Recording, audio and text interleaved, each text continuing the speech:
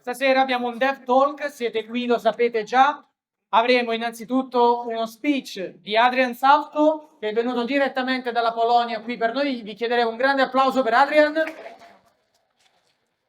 Adrian è il lead gameplay programmer per The Alters. Welcome Adrian, welcome on the stage. Hello. Direttamente da 11-bit Studios, e poi successivamente ci sarà anche un Q&A con Lawrence Schick, che avete già visto qui in giro, che è il principal narrative designer di Larian Studio e ha lavorato a Baldur's Gate 3, quindi un grande applauso anche per lui, e dopo salirà sul palco.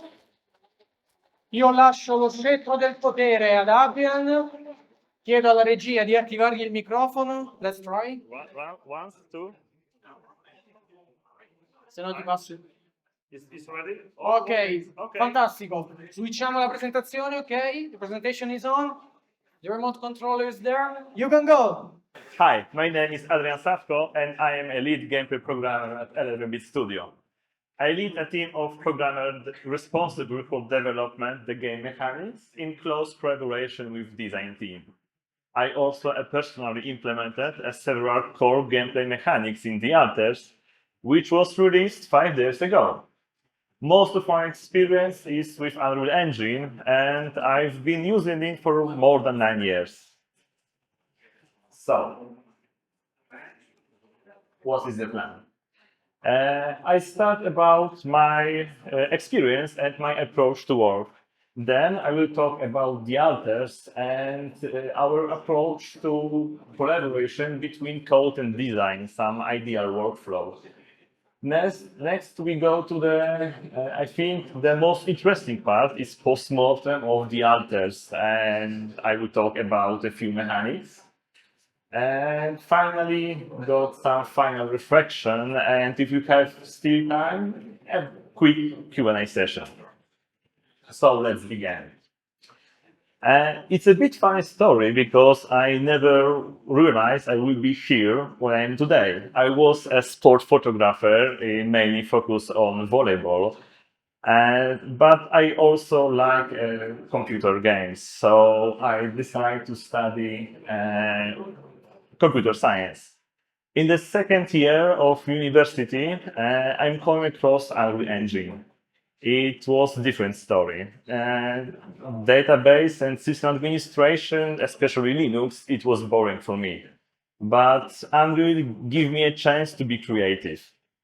I started learning about Unreal on YouTube tutorials, change something in the engine, and do everything I could. After a few months, I applied for a job in the new company that was creating a visualization of apartments in Unreal. There was 5 graphics and me, only one who can write code in C++, change the engine, unpack the project.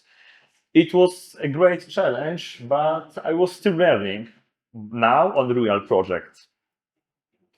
You must keep in mind, 9 years ago, Unreal wasn't stable as it's now. Duplicated the asset, that crashed everything, or just renaming file, it was risky.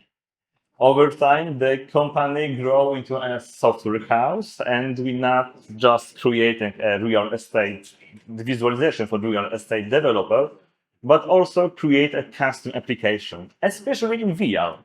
Here we have some examples.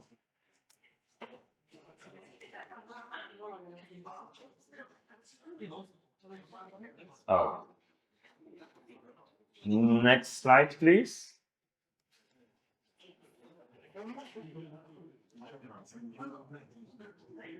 Okay.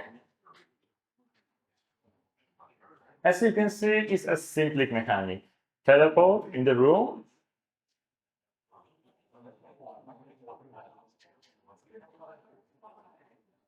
Select the texture or color and apply to the wall. Next, viewer rounded up. Sorry for Polish subtitle, this was 8 years ago.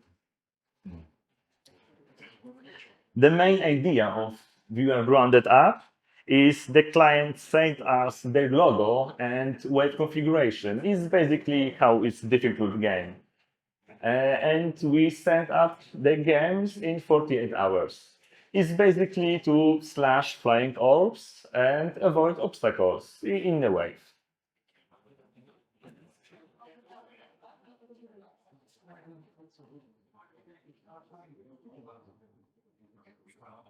Next slide, please.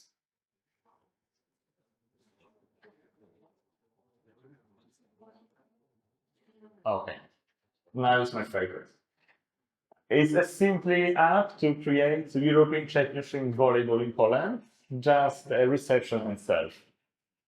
They aren't complex games, but it's important that was a funny games. Since I was a technical person who understands the entire build process, and I will quickly fix a build or even launch the game from the editor during the event, I got a lot direct feedback from the people. I talked with them and know what they like and didn't like. But what's more important, I saw him how they usually use the application. The experience gave me a lot. Realize we can predict every idea of players. No matter how carefully we block to certain some area, someone find the way to get in. We create it again. We often assume the player we engage within in a specific way, our way. But the truth is, they might select way that we have never expected. Of course, as a developer, we craft the experience. We want the player follow for a certain path because we believe it's the best one. But it's hard to feel that like their decision. If player thinks that the game fighting with them limited their creativity or the freedom, they got frustrated. But if they chose the path because it's something mysterious or they find a collectible, a gold, they will be much more motivated to explore. They get more into the game and they will follow the path we want to them to go. We are here because we share a common passion, making games. We see the world in slightly different way, and understanding and communication with player is so crucial.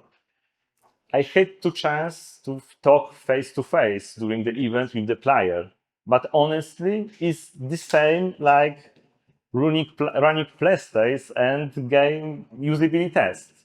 Send a demo to close people to close group of the people and gathering feedback. That kind of input is incredible value for the project. After every event, I change something in the app based on player feedbacks. Because at the end of the day, we making the game from it. So, after some times, we was noticed by the company created the software for the gym. They already had a share market in European and United States, and saw real potential in gamification workouts. Competition push people to be more active, and when they're using VR, they can't forget their working. We started building entire community with that. We created the first game, Vibro Move. It's about rhythmic jumps and moving arms. The next one, Value Race. Players get into the bike and recently against other players. I remember our office is on 5th floor and we have friendly gym in the downstairs. And I highly recommend it to test solution using your actual body and muscle. I never been in better shape like a programmer. Once again, player feedback was crucial. We discovered that working with VR, it wasn't a good combination. Headset is pretty heavy, and we decide to present the game in the TV before the front of the equipment, and also in the built-in screen. And everything was fine until COVID. Suddenly, a project from a gym was closed, didn't really have the future. But once again, we were watching the people how they usually use our app, and they understand the obstacle. If we change color, they're more confusing or more understanding. Testing, and talking with people. So later I will join to 11-bit studio to work on announcement projects. Now project Dolly. Here is the alters. This time this company switching from a custom engine, Liquid, to Unreal. And I was already a big fan of Frostpunk. That reflection about decision after the game was amazing. And Project Dolly has the same meaningful parts, so I wanted to be part of. Joining to 11-bit studio was amazing experience. Suddenly, there was dedicated team for marketing, QA, art, IT. It was whole different story, and I need to had learn how to collaborate it with each other. I started as a gameplay, then becomes a senior, and finally took the role of the leading gameplay and UI designer.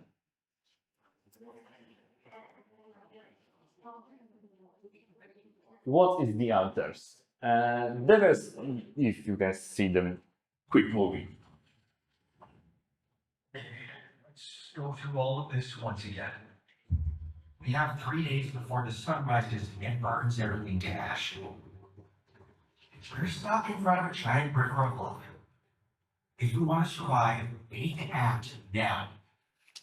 We stick to the plan. You focus on researching a bridge across the river. I'll anchor it, explore the base modules, create radiation filters, gather resources, and repair to create more alternative versions of ourselves. Are you sure they'll accept who they are? I can't worry about that right now. I need them to survive. Technician will help fix the base. A miner to mine resources. A botanist will revive. We need more space to fit everyone. And besides, the miner has disruptive tendencies, while the botanist is still in love with your ex-wife. Plan will go up, okay?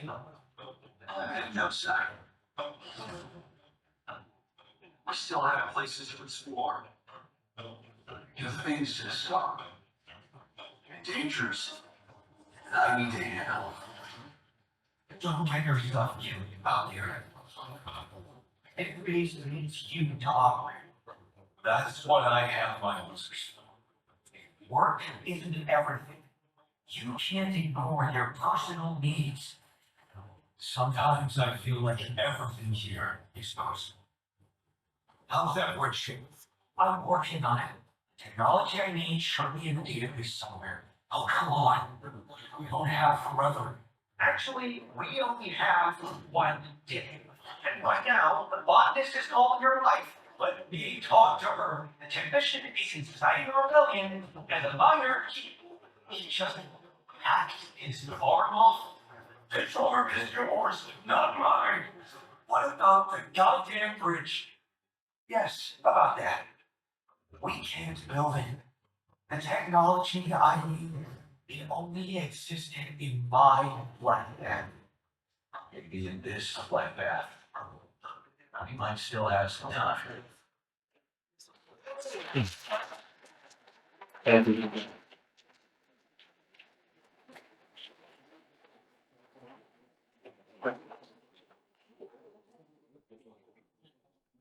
So now you know something about the alters, and I will talk about design a code collaboration, how we did it in the alters.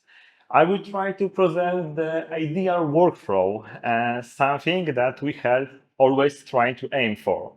Of course, every team is different, every bug feedback is different, and you should find your own idea scenario, but this one is work from us. So, everything starts from the problem. After player feedback, we saw that game it starts a bit boring in the middle of the act, or game is too easy or too hard, and we know one thing. We need to change something. So, design has an idea how to fix the problem. Usually something very basic, something very general. For example, we want to add a magnetic storm, like a disaster, to make game more challenging. Depending on where you are in the timeline of production of the game, it's a good idea to have a green light from project director, code, QA, art, if they require new assets. The goal here is to verify if it's possible to implement that idea from the point two, and how it might affect to our timeline or the other departments. Next, design combined with the first version of documents is a basic assumption how the mechanics should work and how it should interact with existing system. It's like a pre-designed doc, a starting point for future discussion, so that everyone could talk about more concrete. So the next one, I think this is the most important, cross-team meetings. And this is where we dive into implementation details. Programmers tend to think differently. They naturally look at the tendencies between systems and finding edge case. It's a good idea to involve QA at this stage as well, because their feedback was very helpful. From example, if the radiation increased during magnetic storm and the player is too far from the base, and we know that, so we give them the chance to go back to base, and we know they already die. Or if magnetic storm affect to our base and destroy two modules. But we know that the player is without repair kit and also the workshop is destroyed, and how about this? The more cases you catch on this stage and talk about it, then less problem we have later during this implementation. This step is absolutely crucial to the next part of the workflow. And just a quick note.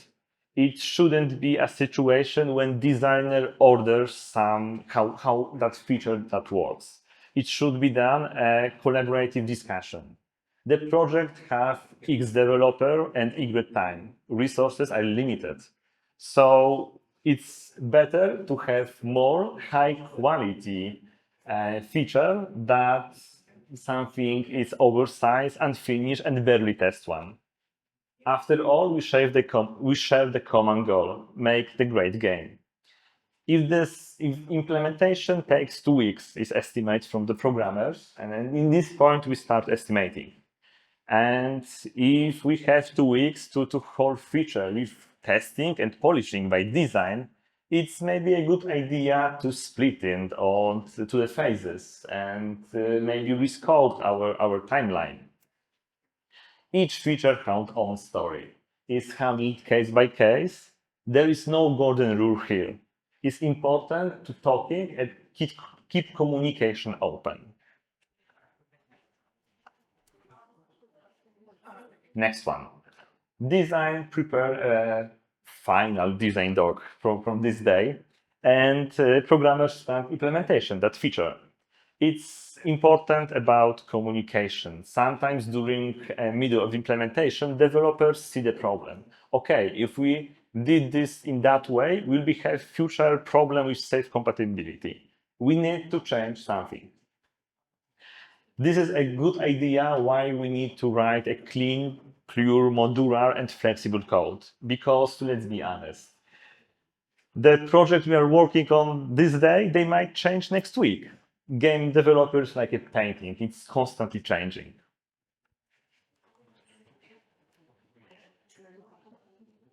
Oh, it's breaking again. Oh, design review. Here is something to easily overlook. Just because something is implemented, it's not immediately go to QA.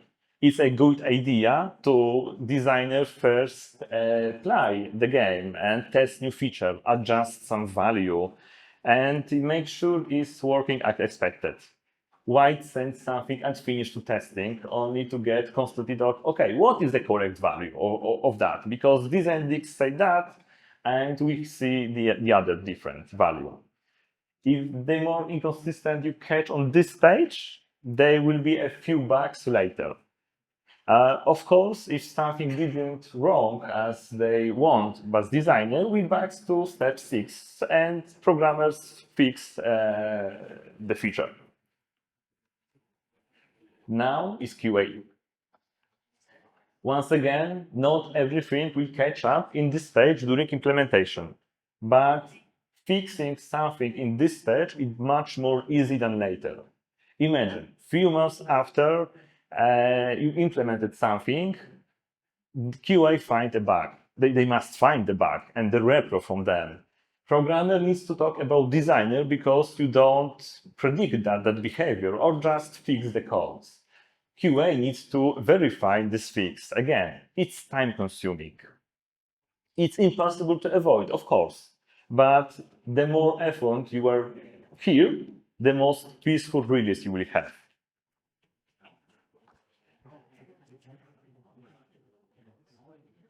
So let's go to post-mortem. Our time system is one of the most important in our game. The alters have their own internal clock. Many system updates in every in-game minutes. It's about 2 seconds in real time. Designer, of course, can change this value. Mining, production, quest, and narrative is followed by this in-game clock. Time is also a design tool. It's limited how the player could do in one day, how many resources they can extract, and how interaction with alters to dialogues, movie watching, or beepong. One most important dispatcher in our time system is only minute. It's representing a basic time units of our system. Sounds simple, right? Just count the ticks and execute dispatcher. But designer wants to implement it at speed up time. So we do it. It's just you don't have push the button for so long. That was easy. Then we want to player go to sleep just by single click. So we need to skip up time to desired point. It's hidden by the fade, so we didn't really rendering every frame and showing our fixes. Just skip to desired point. And that's worked well for a while.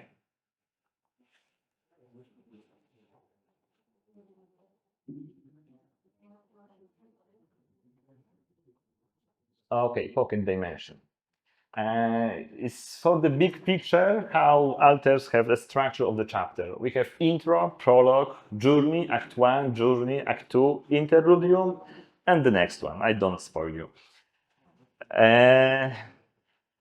The problem is with intro, journey, and interludium, because there are heavy narration focused moments and we didn't push the player with the pressure of time.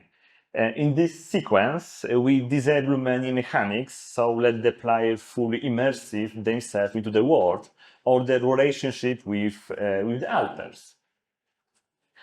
But how switch off our time system? Not so easy. We have our ENSs, is emergent narrative story. It's a graph-basic system which have a pointer, and this pointer is always on some stage. And we're waiting to move to the next stage after accept some condition. So we implemented pocket dimension. Their dispatcher is still broadcasting, but time doesn't actually pass. Minutes tick, but in another dimension. For example, in the intro, player must reach the base from the first time. And if they die from radiation, we teleport them back and let's try again. QA did it 50 times. And they reach up the base in day 3 instead of day 1.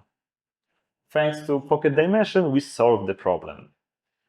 That was a technical complex problem. We had a block in our ENSs just waited to trigger dialogue, for example, in 20 in-game hours.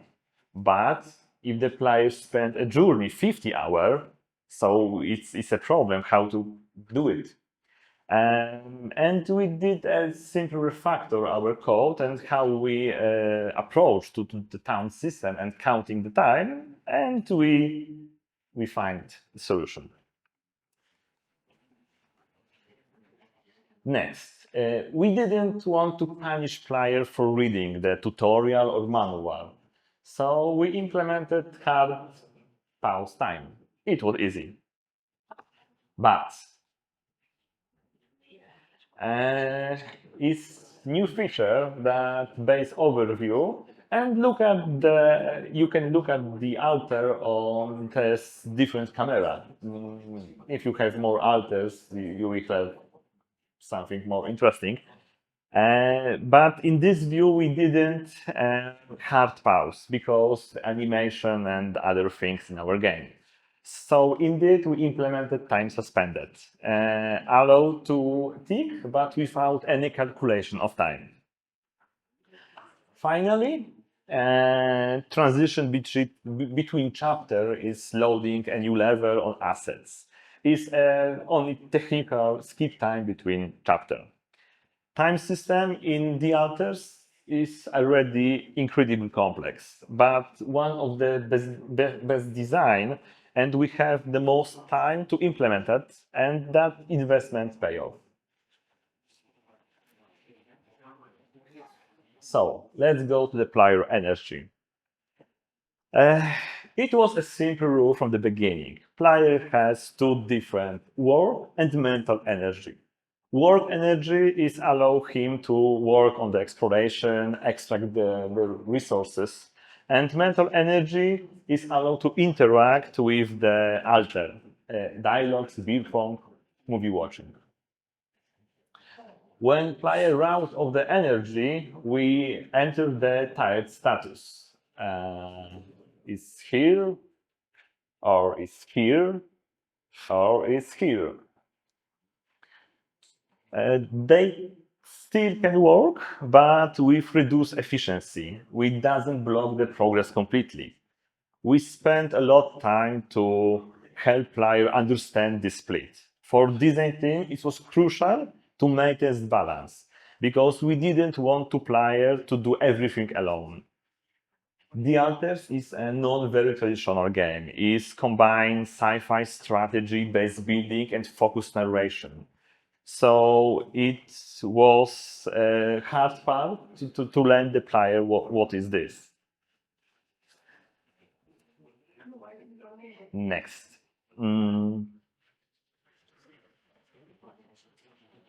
We try to do it with different way. The player select the wake up hour between 7 a.m. and 11 a.m. and we restore set amount of the time we work and mental energy. But of course, problems comes up. Player who work a lot himself and want to go to bed early to maximize their energy to the next day, sometimes they have exhausted in the middle of the day because they didn't use mental energy. From the other side, player who talk too much about alter emotion, they can trigger a narrative moment is important from us, but they without mental energy. Returning to the base via fast travel is our teleportation in Milan system. From the beginning, it costs 30 minutes, but player has only 25 minutes. So what's then? If we wake up player in the middle of the night because they are run off the radiation filter and we trigger the game over counter, so we punish them to be not prepared. Here I can set a clean rule. If you look at the code after a month, and you read documentation, but you don't understand it because it's too many strange variable and condition, remove it. Do it again. We will only save time and money. Finally, we decide a simple version. We have work hour from 7 a.m. to 8 p.m. and the player can work on the exploration and talk with alters with any penalty. After that, we go to social time is between 8 p.m. and 11 p.m. And if the player works, they come into tired status. After that, after 11 p.m. to 4 a.m., if the player go to sleep later, they wake up later next day, minutes for a minute. For example, if player did sleep in the midnight, they wake up next day at 8. We tried it to make more complex. We trying to implement a different version of that. But if we didn't fully understand the feature, how we accept that the player understand it? Next, work system. In our games is very large aspect of managing and production. We have module in the base. We can create in this terminal a different task to create the items. In the beginning stage, player had to physically go to each terminal.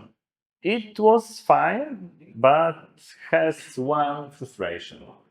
Imagine you are on the expedition, you are deeply immersive to follow the new area, explore something, and did you realize you after didn't do anything because you forgot to add task to queue?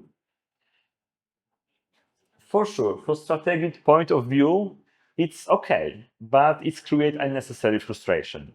So we look for solution. Asking for assignments. A system when the alter tells the player, hi, I have nothing to do. Maybe I can switch the workshop to do something if there's something in the queue. But it didn't the core problems.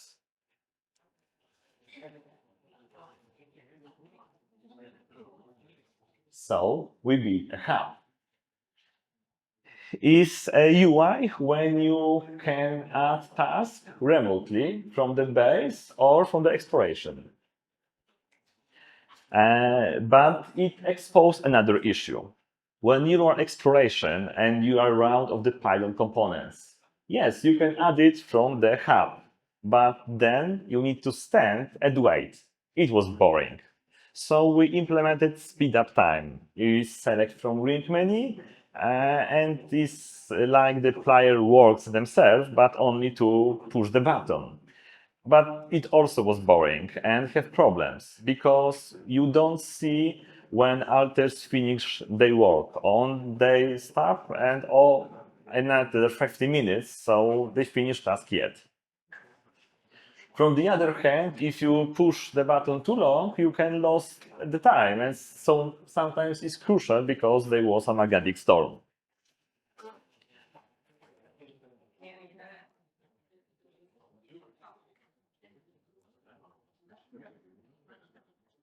Next slide, please. So we implemented crafting on the go. Is simply exchange the resource from the key items during the exploration. That feature of extension of our system is not too hard to implement it. But then comes up one that was surprise us, uphold. Let's say the player always has 4 outposts in the storage. Uphold will automatically add the task to production queue if the amounts drop below target. So from programming perspective, we understand that needs, but our system wasn't designed to handle this. We didn't have time to refactor our system, so we did it about on the side, a bit hacky. That code wasn't pretty, it worked, but in the end. Didn't during analyze feedbacks so that uphold in refinery is really work to player with not stop thinking about it had to be set at 50. In the modern game, if player needs to set something and click 50 times, it's like sound a bug. So we implemented infinitive uphold. The code was originally planned, but it's okay. Game doesn't always need a beautiful code. It should be possible to do it, but we didn't live in a perfect world. There are more important things, like releasing the game. Our save system. It was designed of the early stage of our project and with one single rule. We created a save every morning when the players wake up. After a long time, that was fine. Until beta testing, the player starts complain about losing the progress for entire day.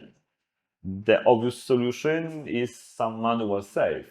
But in code, we clearly say no way, it's too late from change the core save system. So we need to find a core of the problem. We found it. Players were dying on the end of the day, often push themselves to get one more piece of the rapidium or metals during exploration. Remember about fast forward, it also affects the radiation. Death is a naturally part of the game, of the part of the experience. However, there is a tiny line between, okay, I lost because this challenge was too difficult, and I lost because I do stupid mistake. We block the working on the exploration during a radiation level critic.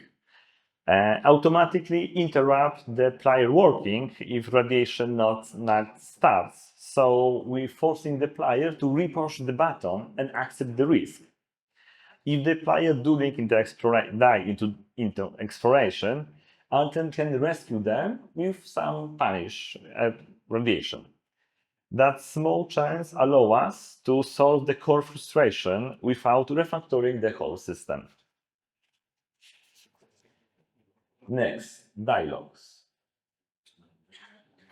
In the alter, we have many dialogues in narrative game. Some dialogues is connected with the narration, so must be repeated if you load the save or you can want to play the game once again with different version of the alter. But we have feedback from the player, it's whole different world. Group A say, I did my choice, so I don't to think about this again. And from the other hand, I select something before, but I really like the result of what I chose.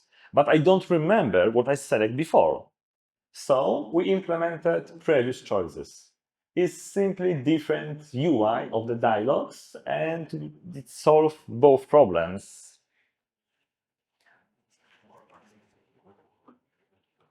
Finally, the most irresponsible, crazy, and best decision in our game. At the end of the beta,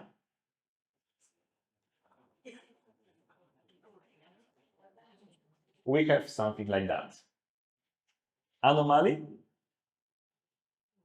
is this red sphere.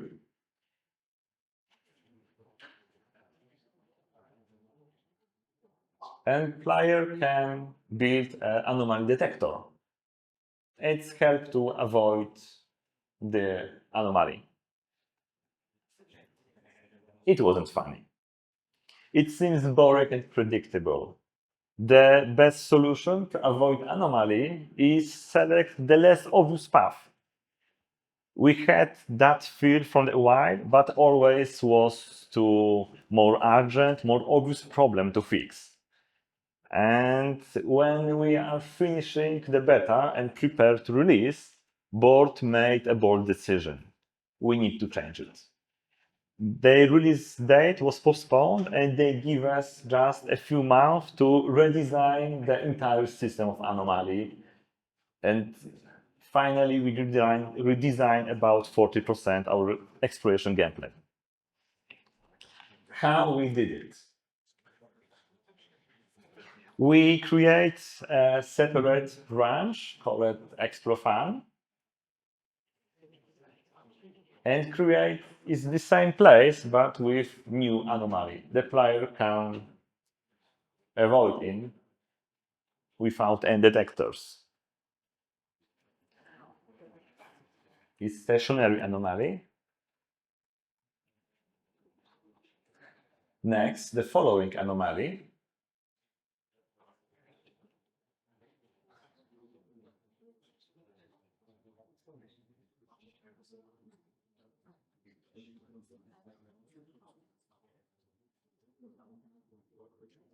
And this is the targeting system. We can destroy the anomaly and the anomalies drop the resources we can find on the planet.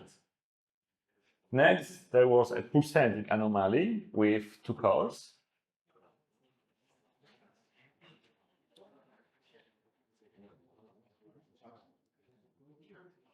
Next one is time anomaly. It's basically slower the player with time dilatation.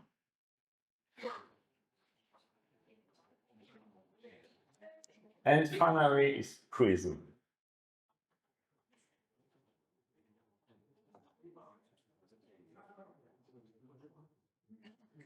So, ExploFan, it was treated like a mini pre-production during beta. So it's crazy. For a entire month, we test prototypes. We met several times a week, play and talk constantly. It was fast, chaotic, and focused. Pure exploration development, exploration gameplay. Nothing had to be optimized. Nothing had to be pretty. There was only one thing we want: fun. At this point, we didn't worry about code quality, because when you're prototyping, only things that matter: find the best gameplay. Finally, we found it and know what is the right direction. And this is important. We don't copy any solution. We rework, re-implemented everything in good, so in the main branch with clean and production ready. I'm incredibly proud of my team for this happen. This was one of the biggest challenge we are facing during the entire project. So, final conclusion. In our project, designer has a lot of freedom to build narration in ENS's system. We expose so many parameters to data asset. It's like a config file. The designer can change the game himself, test the solution. The more control they have in their own stuff, that better, because programmer can focus on the code. There are moments where we have to well-prepared system and only expand it. There are moments we didn't have time, but we understand the needed of the other departments and know that the game will be better if we implemented that. So we do it a bit quick and hacky. Sometimes we said no, and we need to find a better solution to fix that problem. It's all about balance, finding a good ratio between pure modular code versus releasing the game. The most important thing I would like to remember from this presentation is communication. The player, from the player, from the other team, and deeply understand the problem. Everyone has the potential to make amazing games, but effective communication is the key to success. And this is the other thing. Thank you.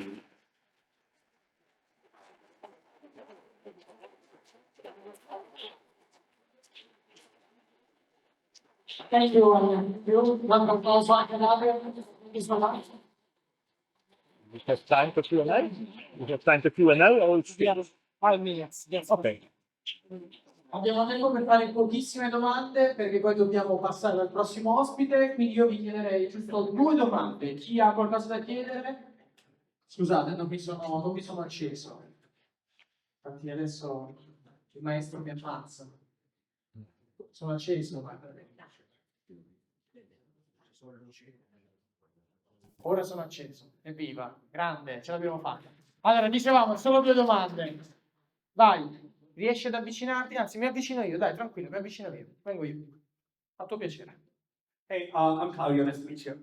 Hi. So I think we have similar experience levels in terms of years. I'm not sure exactly, but one of the things that I learned that I think matches your experience you presented here, and I would like to know if you agree with this, right?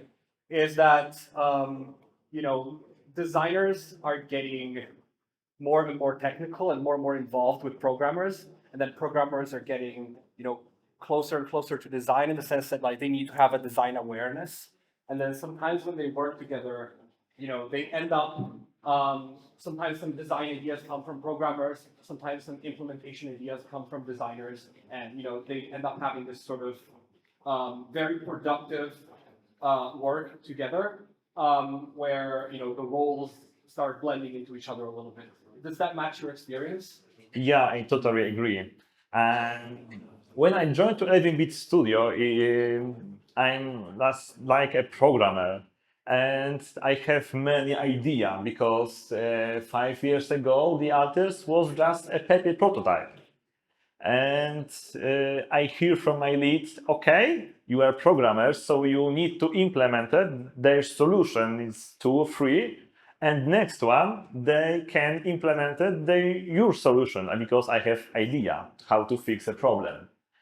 And after time, we talk, and this line between us is disappear.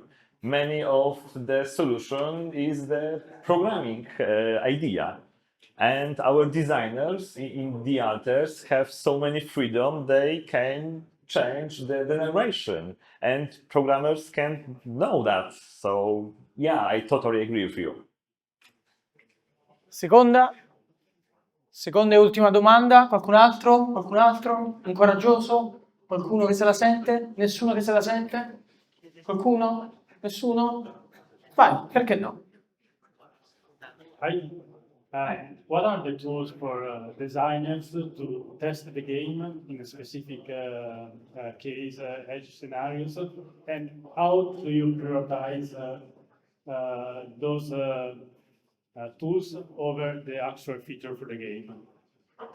Oh, and you remember the chapter structure on the Alters.